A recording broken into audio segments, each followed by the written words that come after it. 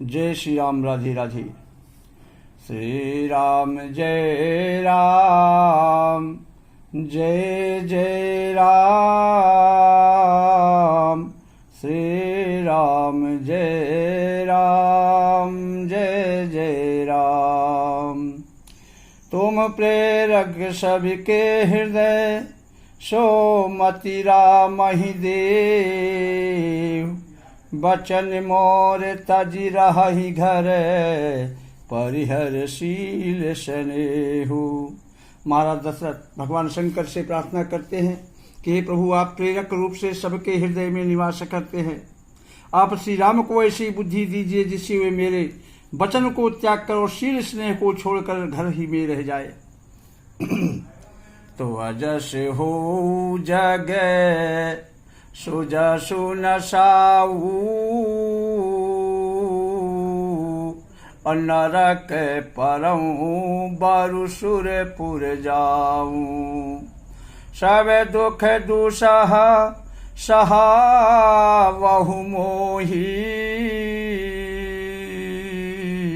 अलोचन ओट राम जन होही। इस संसार में चाहे अपयश हो और सुयश नष्ट हो जाए, चाहे मैं नरक में ही क्यों न चला जाऊं अथवा स्वर्ग ही चला जाऊं, पूर्व पुण्यों के फलस्वरूप मिलने वाला स्वर्ग चाहे मुझे ना मिले और भी सब प्रकार के दुसह दुख आप मुझसे सहन करवा ले प्रभु, पर श्री राम में मेरे आंखों की ओट न हो। तो ऐसे मन गुनाई राव नहीं बोला, अपी पर पात सरिस मनु डोला। रघुपति पिता ही प्रेम बस जानी, अपुनि कछु कहा ही मातु अनुमानी। महाराज दशरथ कह रहे हैं, वो मन ही मन इस प्रकार विचार कर रहे हैं, बोलते नहीं उनका विचार कर रहे हैं। उनका मन पीपल के पत्ते की तरह डोल रहा है। श्री राम जी ने पिता के प्रेम के बस जानकर और यह अनुमान करके कि माता फिर कुछ कहेगी तो पिताजी को और दुख होगा। तो देश काल अवसर अनुसारी, बोले बचन विनीत विचारी। तात कहौ कछु कराऊ ढिठाई, अनुचित क्षमा भी जानिल अरिकाई। देश काल और अवसर के अनुकूल विचार कर विनीत वचन कोमल वाणी में कहे कि हे तात, मैं कुछ कहता हूँ या ढिठाई करता हूँ, इस अनुचित को मेरी बाल्यावस्था समझकर आप मुझे क्षमा कीजिएगा। अति लघु बात लाग दुख पावा, अकाहु न मोहि कही प्रथम जनावा। अदेख गोसाये पूछे हूँ माता, सुनि प्रसंग भय शीतल गाता। इस अत्यंत तुच्छ बात के लिए आपने इतना दुख पाया, मुझे किसी ने पहले कहकर यह बात नहीं जनाई। आपको इस दशा में देखकर मैंने माता से पूछा, उनसे सारा प्रसंग सुनकर मेरे सब अंग शीतल हो गए, मुझे बड़ी प्रसन्नता हुई। तो मंगल समय स्नेह बस, सोच परिहर हूँ तात। आयसुदेव हरस हिया, कही पुल के प्रभुगात। हे पिताजी, इस मंगल के समय स्नेहवश होकर सोच करना छोड़ दीजिए और हृदय में अत्यंत प्रसन्न होकर मुझे बन जाने की आज्ञा दीजिए। यह कहते हुए प्रभु श्री रामचंद्र जी सर्वांग पुलकित हो गए। धन्य जन्म जगती तीतल जासु, अब पिता ही प्रमोद चरित सुनि जासु। आचार्य पदार्थ करतलता के, प्रिय पितुमात प्राण सम जाके। उन्होंने फिर कहा कि इस पृथ्वी तल पर उसका जन्म धन्य है जिसके चरित्र सुनकर पिताजी को परम आनंद हो, परम प्रसन्नता हो। जिसको माता पिता प्राणों के समान प्रिय है, वे चारों पदार्थ अर्थात अर्थ धर्म काम और मोक्ष उसके करतलगत अर्थात मुट्ठी में रहते हैं। आयस उपाल जन्म फल उपाई। तो आयसु पाली जन्म फल पाई आई हूँ बेगही होई रजाई विदा मातुसन आवऊ मांगी अचली हूँ बनही बहुरी पगे लागी। आपकी आज्ञा का पालन करके और जन्म का फल पाकर मैं जल्दी ही वन से लौट आऊंगा, अतः कृपया आज्ञा दीजिए। माता से विदा मांगाता हूँ, फिर आपके पैर लगकर प्रणाम करके वन को चलूंगा। तो ऐसे कही राम गवनो तब कीन्हा भूप शोक बस उतरु न दीन्हा। नगर व्यापी गई बात सुती छी अछुअत चढ़ी जनु सब तन बीछी।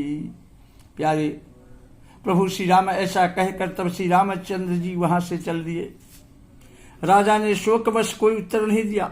वह बहुत ही तीखी अप्रिय बात नगर भर में इतनी जल्दी फैल गई मानो डंक मारते ही बिच्छू का विष सारे शरीर में चढ़ गया हो। तो सुनी भय बिकल सकल नर नारी अबेली बिटप जिमि देखी दवारी। जो जह सुनई धुनई सिरु सोई अब बड़े विषादु नहीं धीरज होई। इस बात को सुनकर सब स्त्री पुरुष ऐसे व्याकुल हो गए जैसे दावानल वन में आग लगी हो। देखकर बेल और वृक्ष मुरझा जाते हैं। जो जहां सुनता है वहीं सिर धुलने लगता है, सिर पीटने लगता है, रोने लगता है। बड़ा दुख होता है, किसी को धीरज नहीं बंधता। मुख सुखा ही लोचन स्रवही शोक न हृदय समाई और मनहु करुण रस कट कई उतरी अवध बजाई। सबके मुख सूख जाते हैं, आंखों से आंसू बहने लगते हैं। शोक हृदय में नहीं समाता, मानो करुणा रस को सेना अवध पर डंका बजाकर उतर आई हो। तो मिले ही मांझे विधि बात बिगारी और जहाँ तह देही कै कहीं गारी। यही पापनी बूझी का परयो छाई भवन पर पावक धरयो। सब मेल मिल गए थे, सब संयोग ठीक हो गया था। लोग आपस में से चर्चा कर रहे हैं। इतने में ही विधाता ने बात बिगाड़ दी। जहां तहां लोग कैकेयी को ही गाली दे रहे हैं। इस पापिन को क्या सूझ पड़ा जो इसने छाए घर पर आग रख दी। तो निज कर नयन काढ़ी चाह दीखा डारी सुधा विषु चाहत चीखा। कुटिल कठोर कुबोधि अभागी भई रघुवंश बेनु बन आगी। यह अपने हाथ से अपनी आंखों को निकाल कर देखना चाहती है और अमृत फेंक कर विष चखना चाहती है। यह कुटिल कठोर दुर्बुद्ध और अभाग्नि कैकेयी रघुवंश रूपी बांस के वन के लिए अग्नि हो गई है। पालो बैठ पेड़ यही काटा और सुख मोह शोक ठाठ उधर ठाटा। पत्ते पर बैठकर इसने पेड़ को काट डाला, सुख में शोक का ठाठ ठट कर रख दिया। सदा राम यही प्राण समाना। श्री रामचंद्र जी इसे सदा प्राणों के समान प्रिय थे। फिर भी न जाने किस कारण इसने यह कुटिलता ठान ली। कवि लोग सत्य ही कहता है कि स्त्री का स्वभाव सब प्रकार से पकड़ में न आने योग्य अथाह भेद भरा समुद्र समान होता है। अपनी परछाई भले ही पकड़ जाए पर भाई स्त्रियों की गति, स्त्रियों की चाल नहीं जानी जाती। तो काहन पाव कुजारी सक कान समुद्र समाई कान करे अबला प्रबल के जग कालु न खाई। आग क्या नहीं जला सकती, काह न पावक जारिशक, का न समुद्र समाई। आग क्या नहीं जला सकती, समुद्र में क्या नहीं समा सकता, पर का न करे अबला प्रबल, के जग कालु न खाई। प्यारे, अबला स्त्री कहने वाली प्रबल स्त्री जाति क्या नहीं कर सकती, और संसार में काल किसको नहीं खा सकता। तो का सुनाई विधि काह सुनावा, अका दिखाई चाह काह दिखावा।